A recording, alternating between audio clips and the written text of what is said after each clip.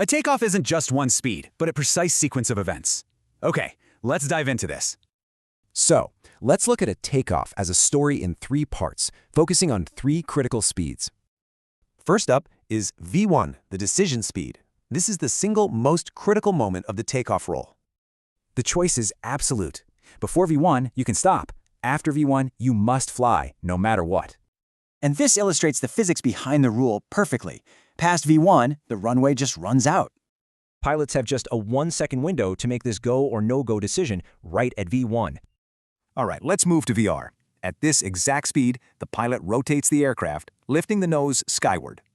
And it's always faster than V1. This margin ensures the pilot maintains control even with an engine failure. Once airborne, the next chapter is V2, the takeoff safety speed. And the crucial point here is this. V2 guarantees the aircraft can safely climb away even if an engine has already failed. Now what's really interesting here is the buffer it provides. It's at least 20% above the plane's stall speed. This protects against a stall, which is when the wings stop generating lift. V2 keeps the plane safely flying. So where do these numbers come from? Well, they exist within a strictly defined takeoff safety window. The window has a floor, VMCG. This is the minimum speed needed to control the plane on the ground. And it has a ceiling, VMB. Go any faster than this, and the brakes just can't stop the plane safely.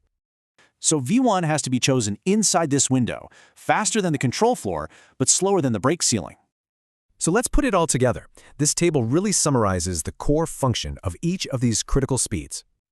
And this is how it all plays out in the cockpit, a perfectly choreographed sequence from brakes release to a safe climb. This simple formula shows the hierarchy. Each speed builds on the last, creating layers of safety and precision. From decision to rotation to climb, these speeds tell a story of safety. It really makes you wonder, what else is at work?